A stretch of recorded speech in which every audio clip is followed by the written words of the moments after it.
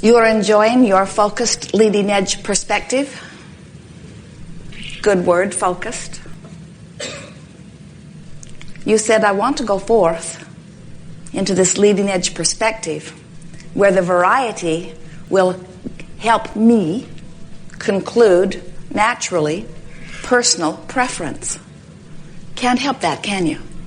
You just cannot help but perceive from your perspective and conclude. You just can't help it.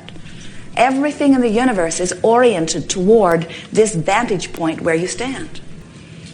So as you stand here and interact with others and observe what's happening around you and remember what has happened, as you are chewing on all of this magnificent data, you come to personal preferences constantly.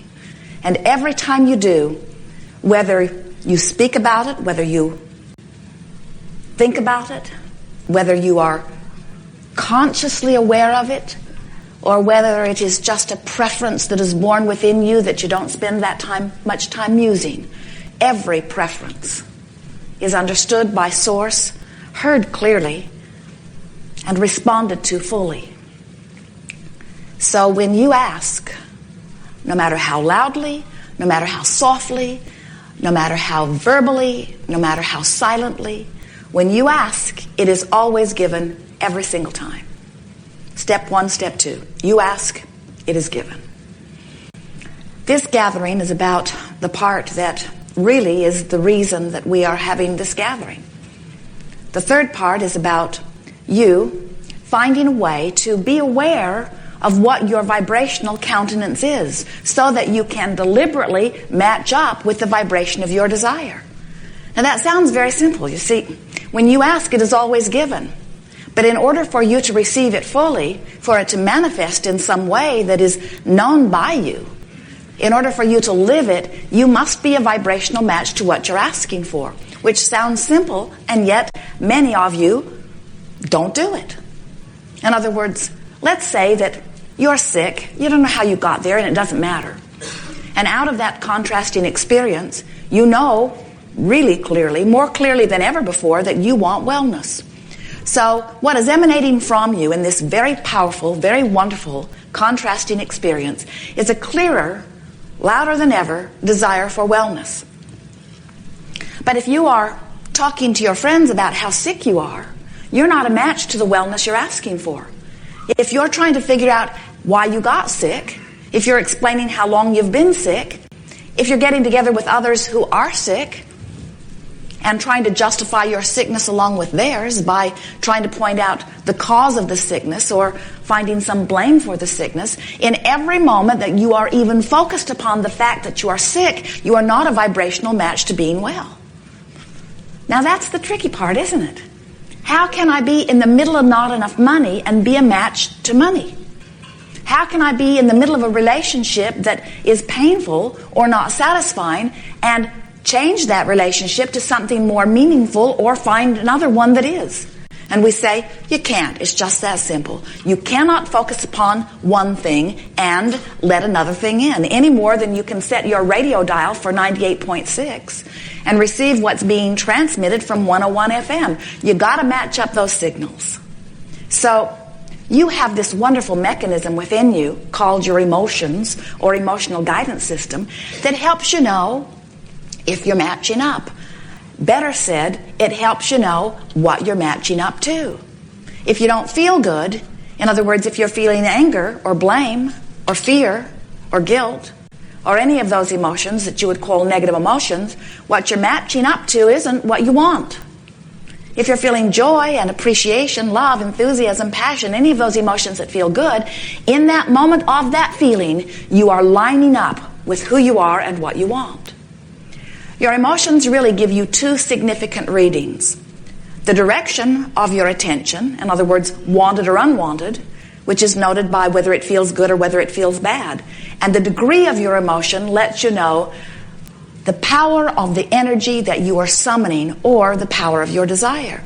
In other words, if you sort of want something and you're lined up with it, you'll feel sort of happy. If you really want something and you're lined up with it, you're going to feel wonderful. You're going to feel so excited, so much enthusiasm. You'll feel true passion.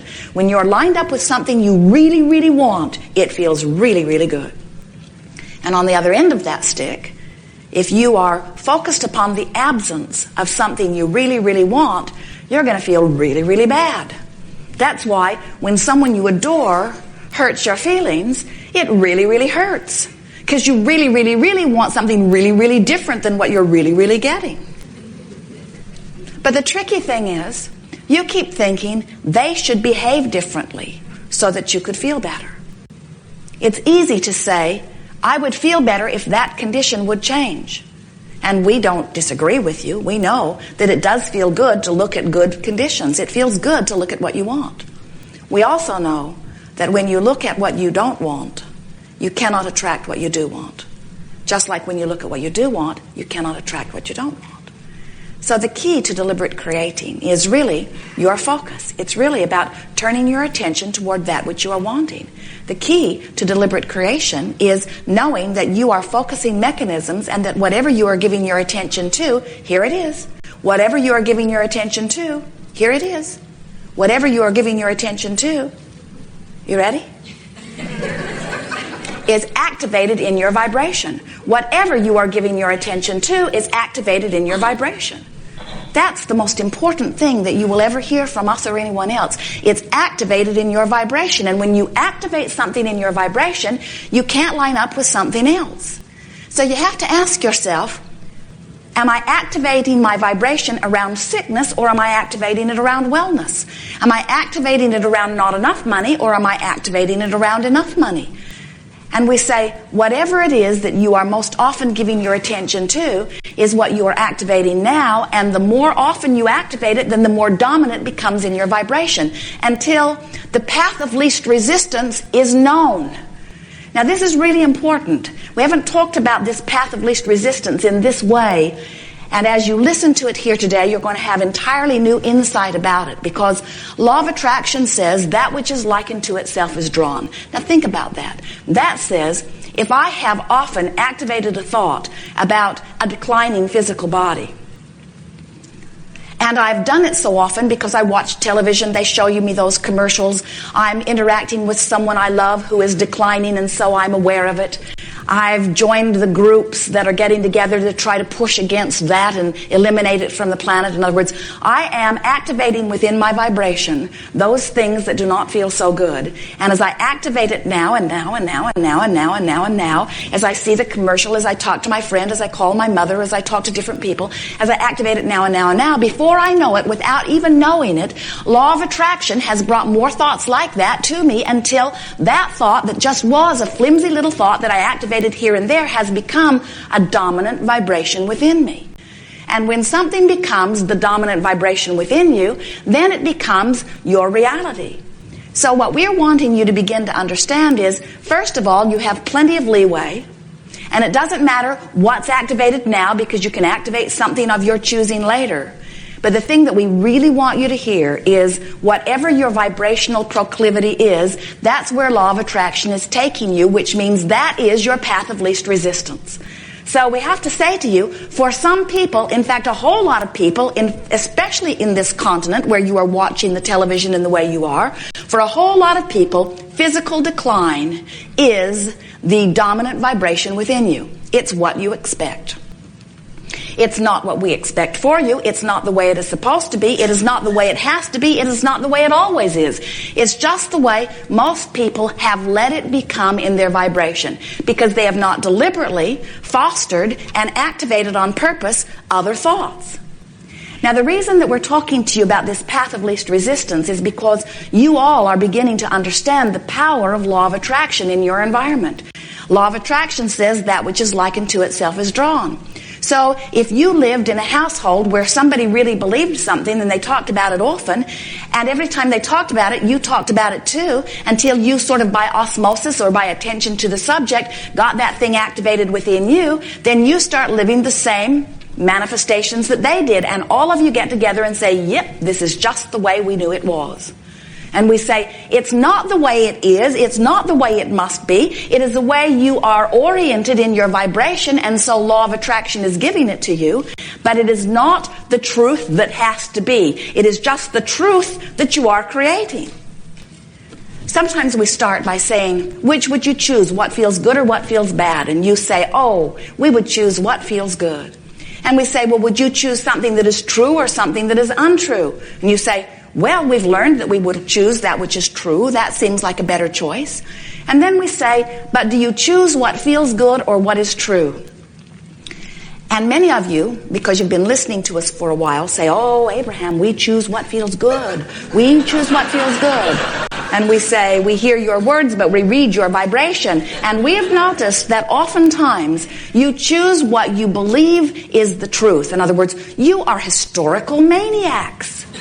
You gather information from the past and you regurgitate it in your now, and you tell it to your children as if it has anything to do with them. You put up monuments that celebrate horrific experiences, and you parade into them and look at them, and you say to each other, if we do not give our attention to history, our history will repeat itself. And we say, when you give your attention to your history, it is sure to repeat itself. You cannot keep that stuff you do not want activated without living it again and again and again and again and again. You said, I will come forth into this physical environment and I will give my attention to that which feels good. I will line up with the current of my source and I will live joyously ever after. You said, I know that I am an eternal being. I will never get it done. There is no big rush, and that any now moment, which is where all of my power is, it exists for the purpose of my satisfying experience of aligning with the essence of who I truly am and living in this moment. Joy is your quest. The basis of your experience is utter and absolute freedom. Joy is what you are always reaching for. It is what we are always reaching for. And as you let joy be your quest, then you will live this expanded, joyful experience that you have intended. Now, you'll expand anyway. In other words, you cannot help but experience motion forward, because the contrast that you live, and by contrast, we are not saying conflict, although it might be. We're not talking about horrible and wonderful, although it might be. We're talking about the variety that you see around you. And as you live this variety, it gives birth to desires within you. And when a desire is born within you, Source hears it and answers it. The only question is, are you letting it in? We've been talking recently, and Esther has found some words that we think are wonderful. Rather than trying to make so much happen, let it happen. Instead of trying so hard to make it happen, let it be. Let it happen, because your asking has set it into motion. Source is responding. Let it be. So the art of allowing is about letting the good stuff in. The art of allowing is about recognizing, here's the premise you have to start with. There is only a source of well-being, which you are letting in or not. There's not a source of sickness, although you might pinch off wellness and give it that label. There's not a source of evil, although you might pinch off that which you consider to be good and give it that label. There's not a source of darkness. You say the sun came up this morning. You don't say the big blob came up and brought the darkness. You understand that there is the source of light. There is a source of well-being. There is a source of that which is good. There is the source which is that which is you. You are pure positive energy expressing in these physical bodies, here to have a glorious experience. You did not come forth to fix something that is broken, because nothing is broken. Any more than the new chef that creates a new recipe is trying to rid the world of nasty things to eat. You did not come forth to eradicate this planet from anything. You came forth to be a vortex through which the energy that creates worlds flows in a pure way through you. You are a creative genius, here to focus that energy in a way that pleases you. And in that which pleases you, you please all that is. All that is pleased whether you are or not, however. We are not waiting around for you to get happy. In order to be happy, don't do it for us. You don't owe us anything. We're doing just fine. This gathering is not about fixing things that are broken or cleaning anything up. This gathering is about you deliberately getting into alignment with the energy of well-being, which is you. You are worthy beings with so much potential, and you are doing extremely well.